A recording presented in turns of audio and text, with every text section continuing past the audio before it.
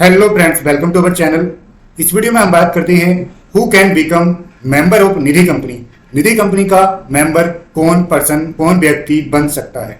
अक्सर दोस्तों काफी लोगों में ये कंफ्यूजन रहता है कि सर क्या मेरी डिस्ट्रिक्ट के जो पर्सन है वही निधि कंपनी के मेंबर बन सकते हैं, क्या सर मैं डिस्ट्रिक्ट के पर्सन के साथ ही बिजनेस कर सकता हूँ, मेंबर बना सकता हूँ, एफडी आरडी उनसे ले सकता हूँ और उनको मैं लोन दे सकता हूँ, क्या सर मैं अपने स्टेट वालों को ही मेंबर बना सकता हूँ, स्टेट वालों के साथ ही मैं डील कर सकता हूँ, क्या सर मैं पूरे इंडिया में बिजनेस कर सकता हूं या पूरे इंडिया वालों को मैं मेंबर बना सकता हूं। काफी कंफ्यूजन रहता है। आज इस कंफ्यूजन को हम क्लियर करते हैं। दोस्तों हम क्या कब कैसे होता है उससे मैटर नहीं करते, हम रूल के अकॉर्डिंग चलेंगे। निधि रूल में जो बताया गया है उसमें ब्रांचेज को लेकर बताया गया है कि आप ब्रांचेज खोलने के रिगार्डिंग वहां पर रिस्ट्रिक्शन दी गई है कि आप अपनी branches within the district में रखेंगे up to 3 years and without the approval of RD within 3 years आप कोई भी न्यू ब्रांचेज ओपन नहीं करेंगे अपनी डिस्ट्रिक्ट में या डिस्ट्रिक्ट के बाहर। तो दोस्तों मेंबर्स के रिगार्डिंग ऐसा कोई भी प्रोविजन नहीं दिया गया है और मेंबर्स के रिगार्डिंग निधि रूल का रूल 8 डील करता है। जो रूल 8 में बताया गया है वो बताया गया है कि a Nidhi shall not admit a body corporate और ट्रस्ट एज ए मेंबर, यानी निधि कंपनी का मेंबर कोई भी कंपनी एलएलपी या फिर एनजीओ नहीं हो सकता है। तो निधि कंपनी का मेंबर कौन हो सकता है? एक नेचुरल पर्सन, इंडिविजुअल निधि कंपनी का मेंबर हो सकता है। ठीक है भाई, तो निधि कंपनी का आपसे यही डाउट रहेगा।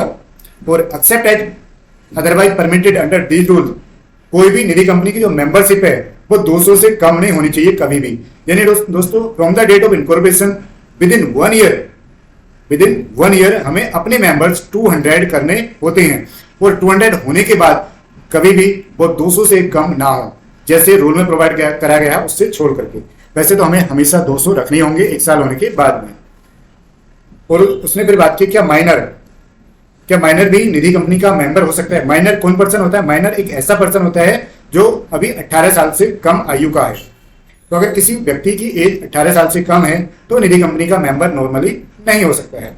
लेकिन निधि कंपनी माइनर के बिहाफ पर डिपॉजिट ले सकती है।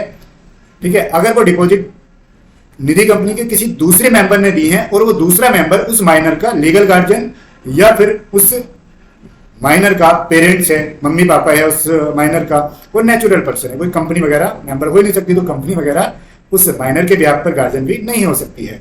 तो नेचुरल पर्सन होना चाहिए और वो ऑलरेडी निधि कंपनी का मेंबर हो, तब वो उस माइनर के बिहाफ पर डिपॉजिट दे सकता है कि मेरा बेटा अभी 15 साल का है और 3 साल बाद इसको पढ़ने के लिए लंदन जाना है, तो मुझे 10 लाख रुपए भाई इन्वेस्ट करनी है, एफडी करनी है, तो वो उसके बिहाफ पर कर सकता है। जो जब 3 साल बाद वो 18 का भी हो जाएगा और उसका जो बेनिफिट है वो माइनर पर्सन ले सकेगा। तो दोस्तों बात आती है, आपने ये रूल 8 पूरा देख लिया। रूल 8 में इतने ही प्रोविजन है और यहाँ पर कहाँ का पर्सन मेंबर बन सकता है, आपके डिस्ट्रिक्ट का, स्टेट का, ऐसा कोई भी बात नहीं बताया गया है।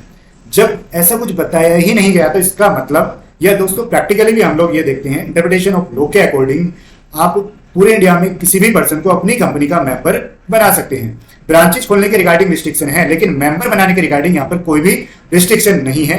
आप किसी भी पर्सन को मेंबर बना सकते हैं पूरे इंडिया में। ठीक है, तो किसी भी पर्सन के साथ आप अपना बिजनेस कर सकते हैं। सिर्फ वो मेजर होना चाहिए, 18 साल से ज्यादा की आयु का होना चाहिए और कोई भी यहाँ पर रिस्ट्रिक्शन नहीं दी गई है। ठीक है दोस्तों, तो आई होप आपका ये डाउट क्लियर हो गया होगा कि सर किस पर्सन के साथ हम बिजनेस कर सकते हैं।